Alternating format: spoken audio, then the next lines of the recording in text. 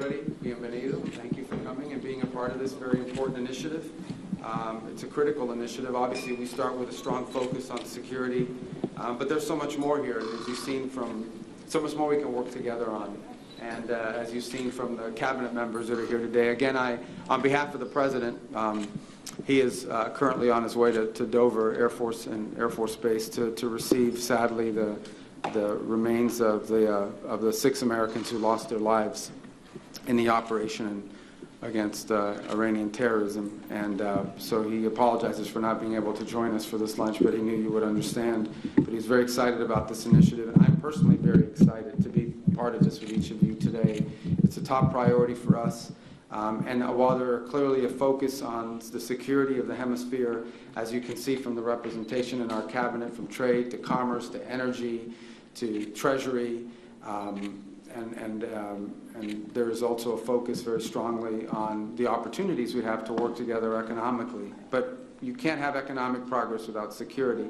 And as evidence of the President's strong commitment to this initiative, so that this is not just going to be something that we meet one time and have conversations and we meet once a year and put out a paper. We want it to be an issue of action. He has appointed Secretary Noem as the special envoy dedicated to this relationship.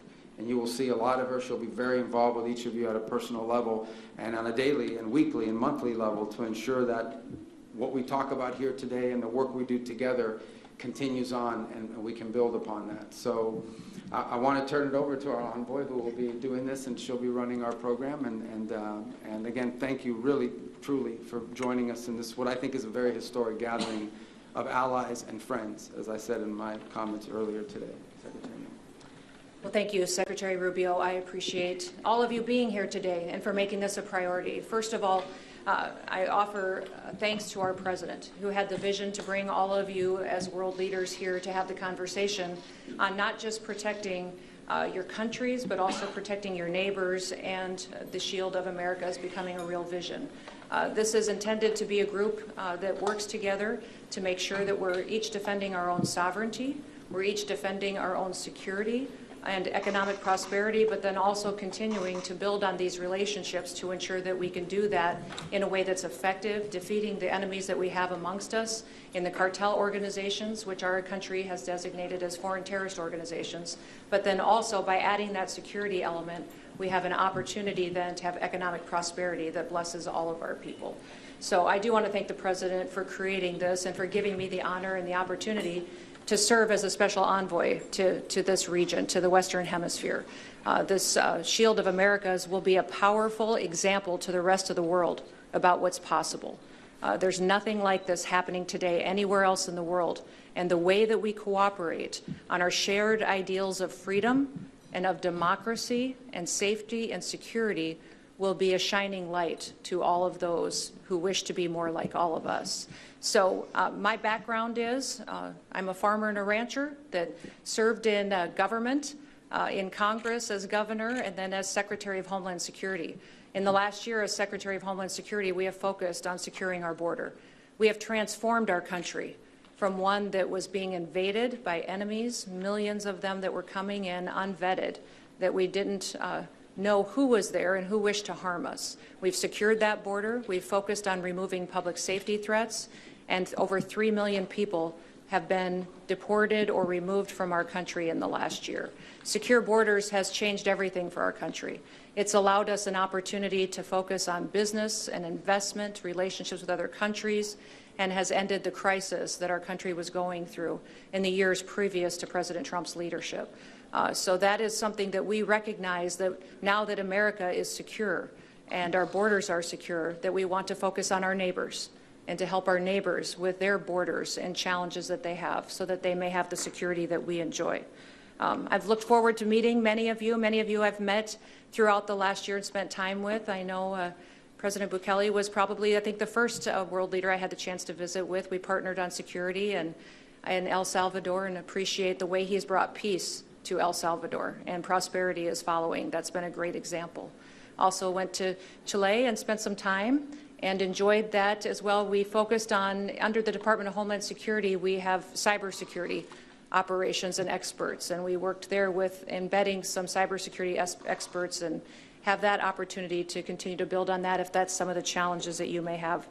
Spent some time in Argentina with President Milei as well, and appreciated his focus on economic prosperity and how we could work together on that. And of course, Ecuador has been very strong partners with all of us. We've worked on not just security and fighting cartels, but also making sure the drug trafficking is being addressed and we can build those relationships. I've been in many of your other countries working with your presidents and leaders and hope to continue to build on that so that we could have candid conversations about what to do in the future. Our objectives are going to be to destroy the cartels, to go after these narco-terrorists that are destroying our people, killing our children and our grandchildren. We're also going to keep our adversaries at bay. Those adversaries that wish to change our way of life and our values that are outside of our hemisphere, we want to ensure that we're continuing to keep them out of our hemisphere and focus on building alliances amongst ourselves and our strengths. We have worked and are proud of the Department of War with the conference that many of you just attended the last few days, and we'll continue to do that. We want our hemisphere to be safer, to be more sovereign, and to be more prosperous, and looking forward to working with you on all of that. The first objective will be not just on sovereignty, but also migration control, that we'll work on economic prosperity.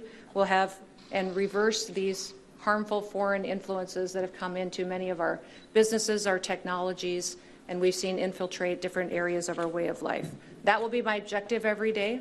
I will, when the press leaves, give you all my personal cell phone numbers so that you can reach me at any time that you may need something, and we'll work together to continue to make sure that our relationship is a shield to the Americas, that this will be a Western Hemisphere that is better, safer, more prosperous, and more free because of the leadership that all of you provide. So thank you to Secretary Rubio for hosting this and having the vision to bring us all together. I think this will be something that for years to come will bring more security to our nations.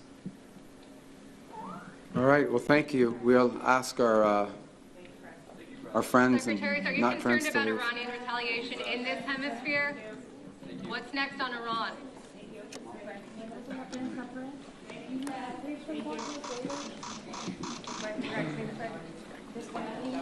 No, thank you.